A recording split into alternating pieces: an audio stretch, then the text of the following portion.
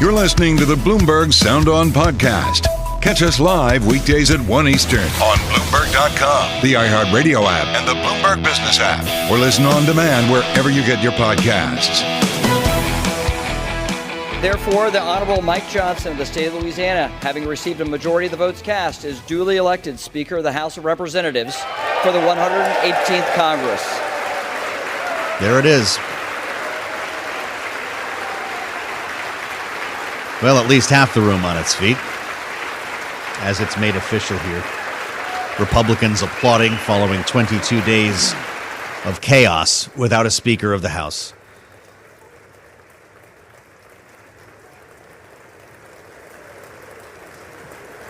Patrick McHenry enjoying his final moments as the keeper of the gavel in the Speaker's rostrum.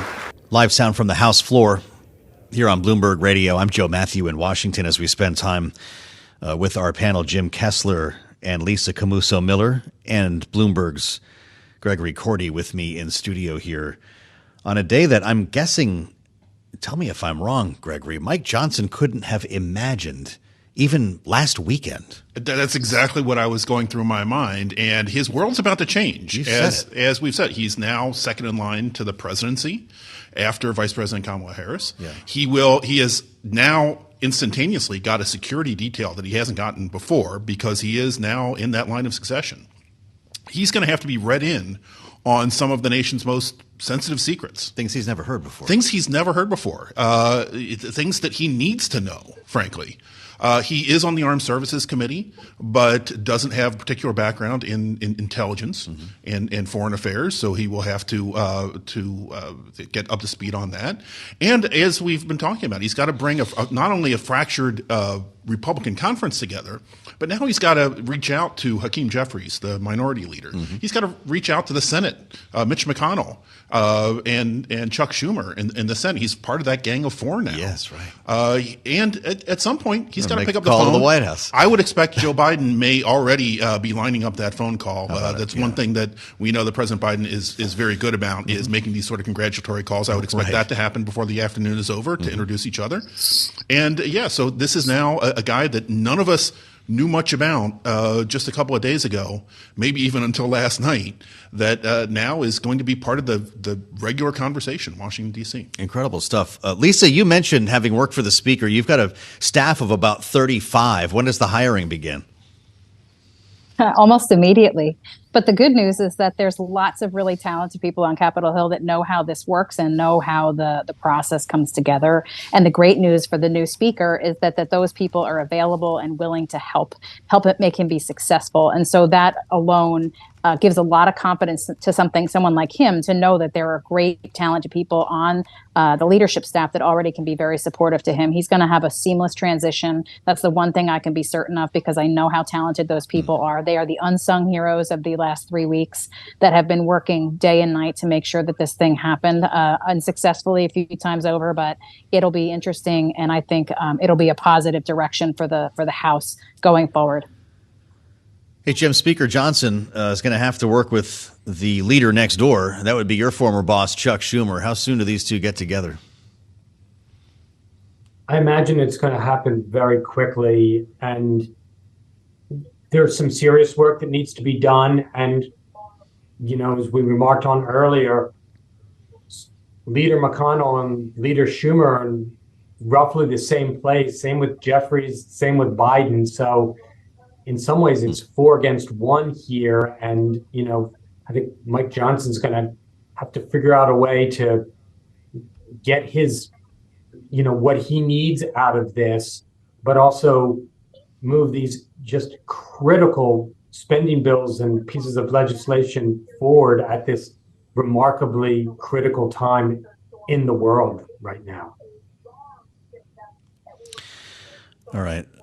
Many thanks to our panel for a marathon session here. Jim Kessler at Third Way, Lisa Camuso Miller at Reset Public Affairs. Many thanks for your insights and bringing your experience to us here. They're good friends of the program, and awfully glad that you could be with us through this. Who knew, starting an hour ago, that we would experience all of this together? Lisa and Jim, Many thanks to you. And Gregory Cordy, we talk about hiring up here, setting up the office. Then there's the matter of actual business. What's going to be the priority, a continuing resolution or the supplemental funding for Israel and Ukraine? Well, I mean, one thing even before that is the clock starts ticking right now of 48 hours on a privilege resolution to expel George Santos, one of the little thorns in the side of so that's the past first Republican order of business? It actually is. Wow. Under House rules. It's privileged, so it has to come to a vote at the time of the speaker's choosing. Yeah. Now that we have a speaker, but within the next 48 hours. And of course, this was a difficult problem for Kevin McCarthy because he relied on George Santos's vote, but his is a congressman from New York who's under indictment. We all know this saga, right? This is another one of the soap operas that we've had in this year in Congress. Yep. So that's actually one of the first orders of business. Then we have a little bit of time until the middle of next month to pass a spending bill. So I would have to think that the supplemental for Israel and Ukraine takes top priority, but that's also politically tricky. Do those advances one bill, as the president certainly would like, because the support for Israel is a lot more popular than support for Ukraine, and maybe Ukraine can come along for the ride. But that's one of the issues that was forcing this chaos in the Republican conference is where these speaker candidates were on that question was a decisive factor that may have killed some of these previous speaker candidates. Gregory, many thanks for being with us here in the clutch, as always. Gregory Cordy, great to have you, Bloomberg Politics reporter. I'm Joe Mathieu in Washington as we bring you live to the Capitol once again here. If you're with us on YouTube, you've been seeing the House floor. Let's go outdoors now. Bloomberg's Kailey Leinz is just outside the chamber, and I suspect we'll be talking to a lot of lawmakers in just a matter of moments, but she's ours first right now. Kailey, what's the vibe out there now that this is official? Well, there's definitely a sense of relief, especially for all the reporters out here with me who have been at this now for weeks, Joe, out here each and every day trying to figure out who the next Speaker of the House will be. But of course, now we know it's Mike Johnson. We actually are expecting that he may speak to press later on. They're setting up a press conference just behind me. So we'll hear from the now Speaker himself shortly. But I would imagine, and as we wait for more lawmakers to come down the steps, that there is going to be a bit of a sigh of relief that this battle is actually over. The House has a Speaker, and they can get back to the business of legislating. Well, that's right. To your point, though, we have to go through a few stages before we get to actual governance, and that includes delivering a message. This is going to be an outdoor news conference. Kailey, will there be a big crowd? Will he have the conference behind him, or do we have yet to learn all of these things? We have yet to learn exactly who's going to be in front of the mics. What I can tell you is behind the mics, there is a lot of TV cameras. There's ropes going up. There are reporters crawling all around here getting ready to ask questions of now Speaker Johnson. So I would imagine the crowd is going to be pretty big, as this is a historic day. The 56th Speaker of the House has been elected after more than 3 weeks without one. And there's going to be some pretty pressing questions for him, given, as you were just discussing, until about 24 hours ago, a lot of people didn't even know who Mike Johnson was. And now the policy he wants to push forward is really going to matter, not just for what happens here on Capitol Hill, but for the country as a whole. This is great behind-the-scenes stuff here, especially if you're with us on YouTube. Go there now. Search Bloomberg Global News and check this out. You'll see Kailey outdoors. I'm also hearing producers counting down on their live shots next to you, Kailey, and this is the way it works. You can feel free to turn the camera, tell us what's happening here, because this is the gathering, the spontaneous gathering of reporters who come out of the trees practically for an event like this. Yeah, well, actually, just to my right, Joe, Congressman Bob Good of Virginia is huddling with a few of my colleagues here. There's other ropes going on around me, so I'm afraid I might get moved here in a second as they're trying to establish a perimeter essentially just in front of the steps to clear the way for where the podium is, where the speaker, now Speaker, is assumed to be talking, and they're making gestures, so I'm just going to slowly start shifting to the side. Please don't get arrested. There we go. We need you later. I don't know if you can see the rope, but I'm glad I moved. Yes. Look at that. This is the real stuff. You won't see that on the cable news networks. Kailey, I suspect that staircase is going to be full of lawmakers in a bit. Do you have an ETA on the news conference? It should be beginning shortly now that the vote has finally wrapped up. Once everything is gavelled and complete in there, we'll see how quickly around they will turn this around and actually bring them outside, and whether or not other members will be descending down the steps on their own or if everyone's going to come out together as a conference. We're all staying tuned for that, Joe, and I apologize for the taping sound. There's a lot of cords and plugs that go into effort like this one. Yeah, I'll let you leave this awkward situation, Kailey. Thank you for showing that to us. This is absolutely fascinating. Look, it's your backyard, but not everybody gets to see this every day. Just think of these guys are going to be friends for life, these reporters who've been out there for 22 days. And Kailey will have to introduce me at some point to everyone she's met. Thank you, Kailey. I'll see you back here in the Bureau for Balance of Power a bit later on. And of course, Kailey will bring us some of the sights and sounds of what's about to happen on Capitol Hill. What a moment to have Libby Cantrill, the head of U.S. public policy at PIMCO. We've been talking about this for 22 days, and she's with us now. Your timing, as usual, is impeccable, Libby. We have a 56th Speaker of the House. I don't even know what to ask you first. Is the market sighing a bit of relief here? I mean, at long last, right, Joe? Even I think if the markets haven't really been so focused on this. Obviously, this sort of collided with lots of other geopolitical and other issues happening, particularly in the U.S. Treasuries market. So I don't think the markets have really been paying all that much attention to it. However, as we all know, not to kind of nerd out here a little bit, but we all know that the term premium in the U.S. yield curve, Treasuries have backed up, and that sort of elusive term premium can include a lot of things, including just concerns about the governance of the United States. And so, you could argue that some of the stack up in Treasury yields that we've seen is at least in part due to these concerns about just the ability of Washington to function. So I guess in that respect, you would think that, yes, the markets would likely breathe a sigh of relief. We can get into it, but there's also maybe some clarity around how we move forward on the government funding question as well. Okay, well, what do you think about that? Because Mike Johnson says he's willing to grab that third rail called a continuing resolution, and it doesn't seem to be a problem for the conference the way it was for Kevin McCarthy. Can he actually do this? And this is the great irony, of course, is that what got former Speaker McCarthy ousted was working with Democrats to pass that short-term stopgap funding bill. Yeah.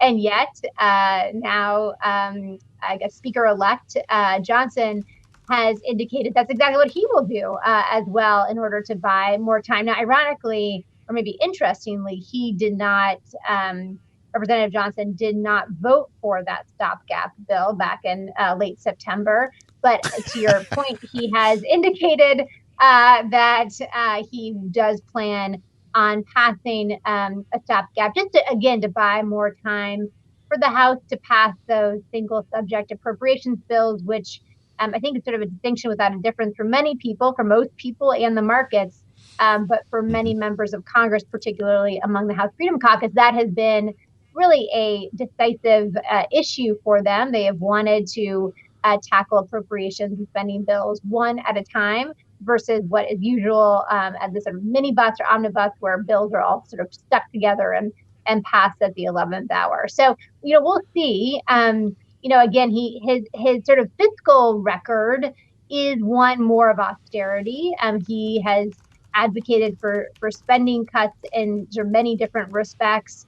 Again, he voted against that funding bill. He's voted against Ukraine funding several times as well. So this may not be a totally smooth glide path, but at least as of now, he is indicating that he will move forward in a way that certainly the markets will appreciate.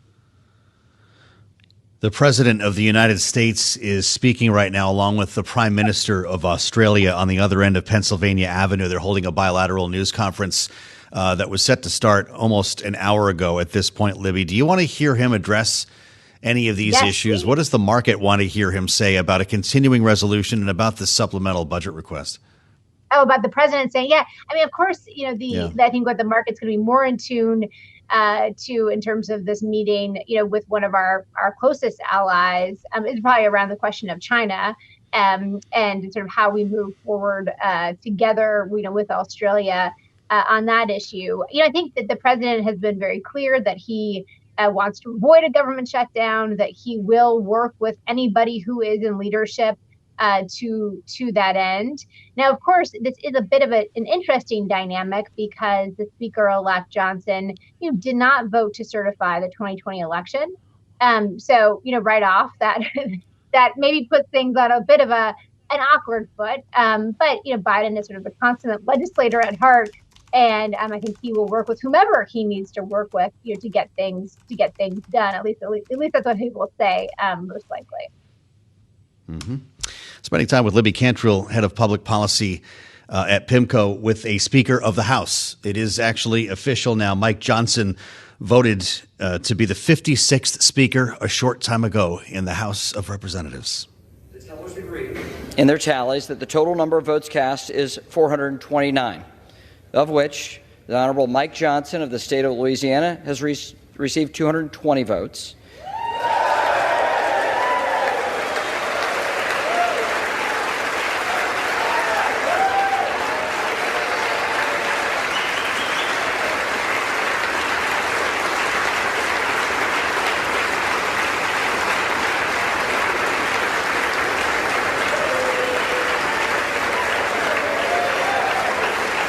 And the Honorable Hakeem Jeffries of the state of New York has received 209 votes.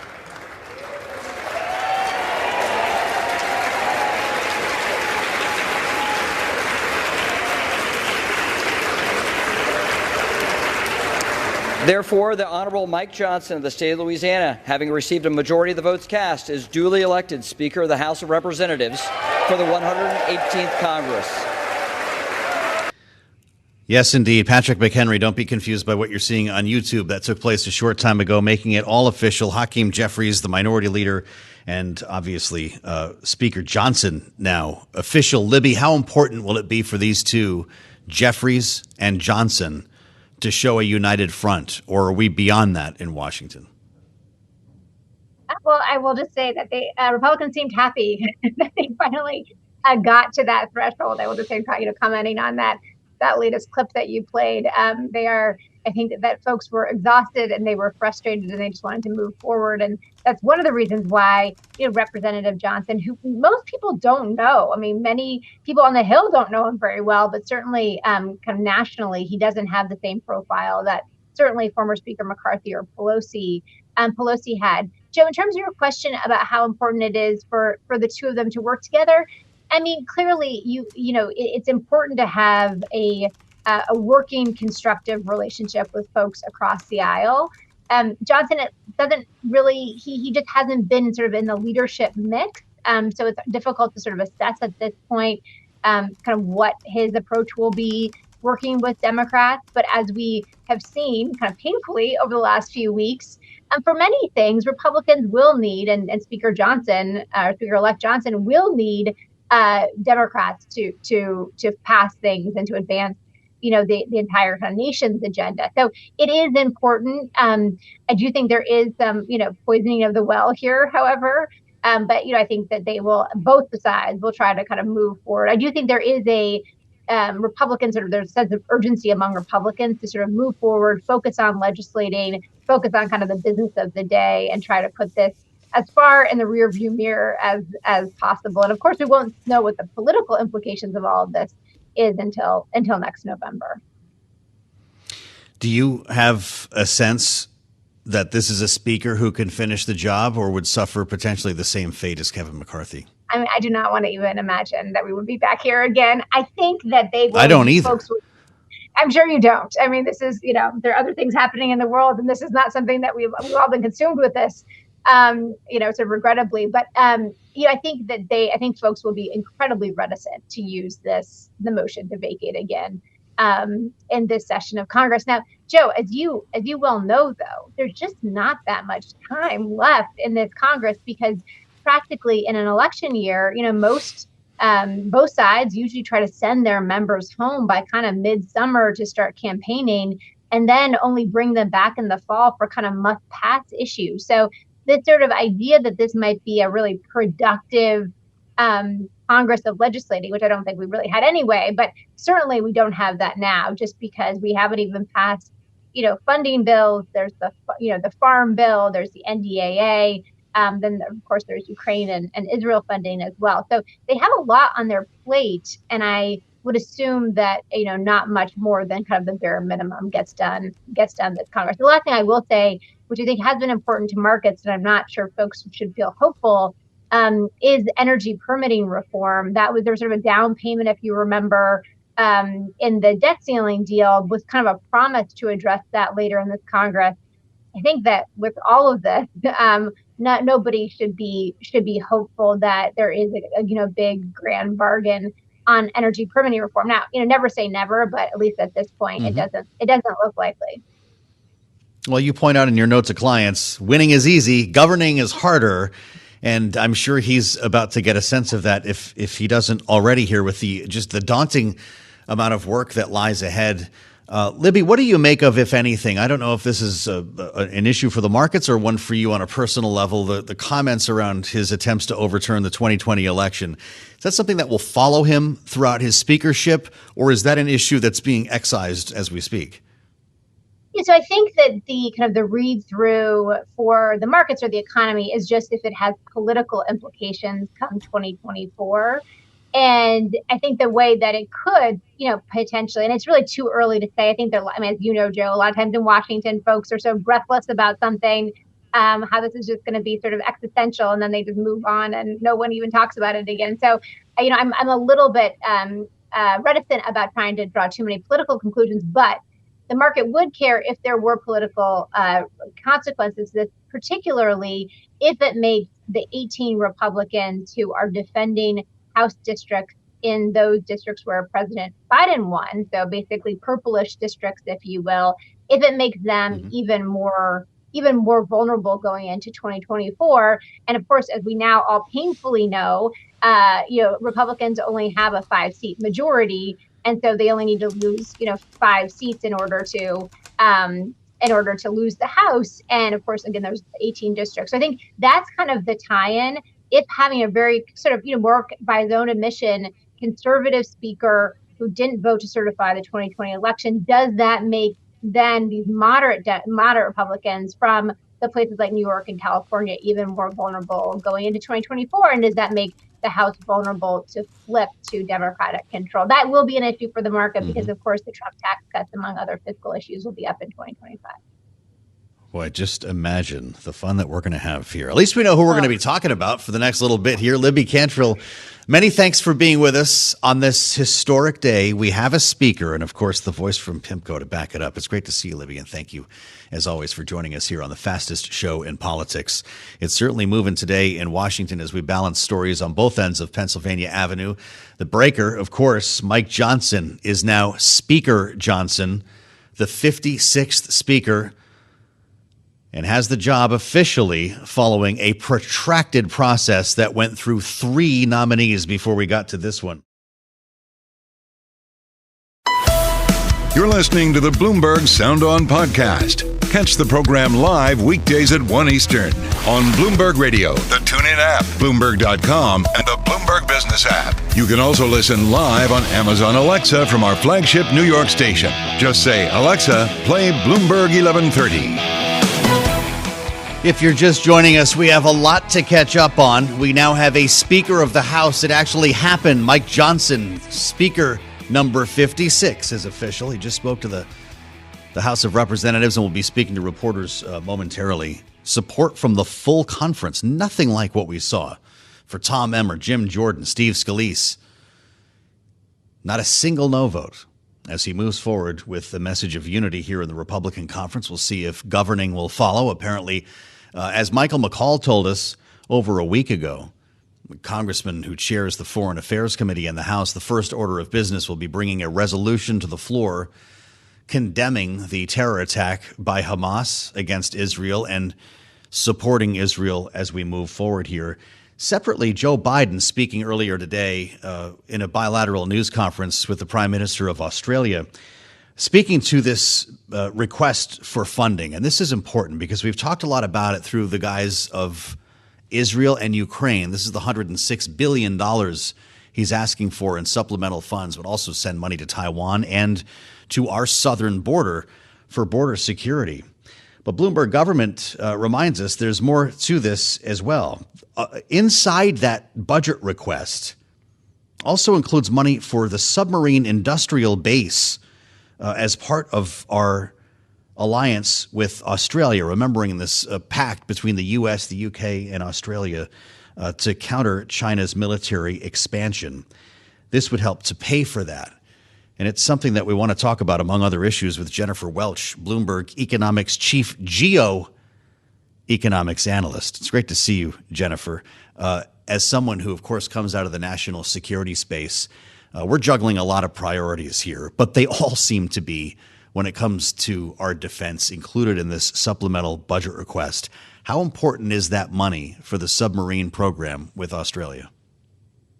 Well, thanks so much again for having me on, Joe. It's a pleasure to be here. It's incredibly important. One of the challenges that AUKUS has faced, and this was brought up during the press conference that President Biden just had, was the issue of congressional support for it. And one of the main areas of concern for Congress has been the DIB issue, as you noted. And the problem there is that the submarine deal includes transferring Virginia-class subs to Australia, but right now the United States is struggling to reach its goal of making 2 Virginia-class subs every year. You add on top of that the need to sustain our forces and to transfer to Australia, and there's a question there of whether or not we can do both these things at the same time.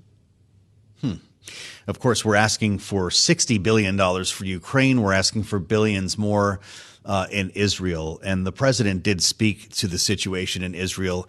Here's what he said, Jennifer, and we'll have you respond. This is Joe Biden a short time ago in the Rose Garden. The anger, the hurt, the sense of outrage that the Israeli people are feeling after the brutally inflicted devastation by Hamas is completely understandable. Israel has the right, and I would add a responsibility, to respond to the slaughter of their people. And we will ensure Israel has what it needs to defend itself against these terrorists. That's a guarantee. Yet we're asking Israel to slow its roll and, in fact, delay the invasion of Gaza.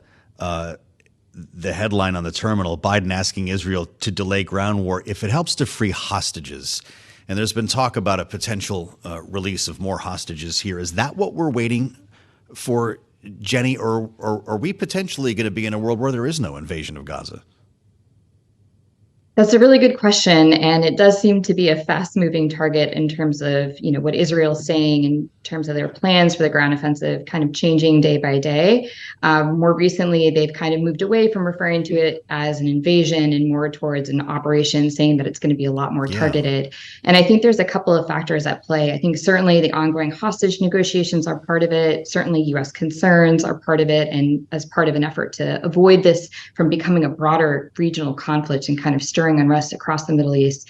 But I think Israeli forces are also very concerned about having to fight on multiple fronts. Already they're taking incoming from Hezbollah forces. I think there's some concern about whether or not they have the bandwidth, in particular air defense bandwidth, in order to manage additional incoming coming from Hezbollah if they start to increase the scale of their attacks to take advantage of a ground offensive. And then there's the complexity of the ground offensive itself.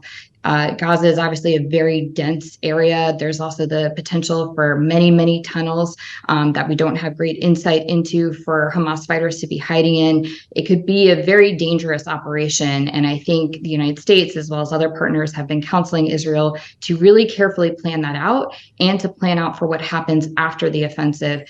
Their goal is to remove Hamas, but what happens after Hamas is gone?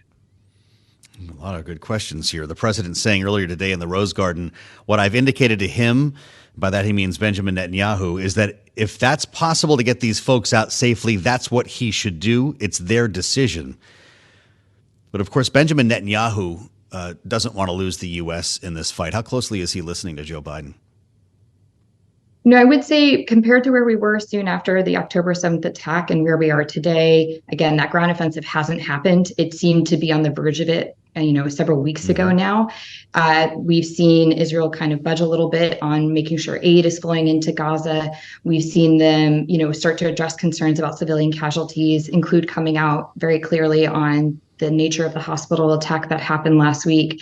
So I do think that Israel is listening to the U.S. I think also U.S. regional support has been helpful to sort of reassuring Israel, both the presence of U.S. forces in the region, as well as U.S. efforts to try and line up regional powers to at least, if not at the very least support Israel, then to at least, kind of decry the attack and not foment or add fire to the flame. So I think all of that is helping sort of take us down a step or two, at least temporarily, in the conflict, but it remains to be seen, where Israel goes from here. And I think the Biden administration is being very careful to at least publicly indicate that this is still very much within Israel's agency rather than being directed by the U.S. That being said, I think behind closed doors, the U.S. is very much counseling Israel to approach this in a way that is both good for Israel strategically and in the long term, but also helps avoid further inflaming regional tensions. Jenny Welch helps to advise our Bloomberg economics team here in Washington, and it's great to have you back, Jenny. Thank you for the insights. Jenny Welch at Bloomberg with us on Sound On. As we move forward here with the Speaker of the House, Dare to Dream. It's true. If you're just joining us, Joe Biden will soon be talking to Speaker Mike Johnson. We'll let you know when that phone call takes place. Thanks for listening to the Sound On podcast. Make sure to subscribe if you haven't already at Apple, Spotify, and anywhere else you get your podcasts. And you can find us live every weekday from Washington, D.C. at 1 p.m. Eastern Time at Bloomberg.com.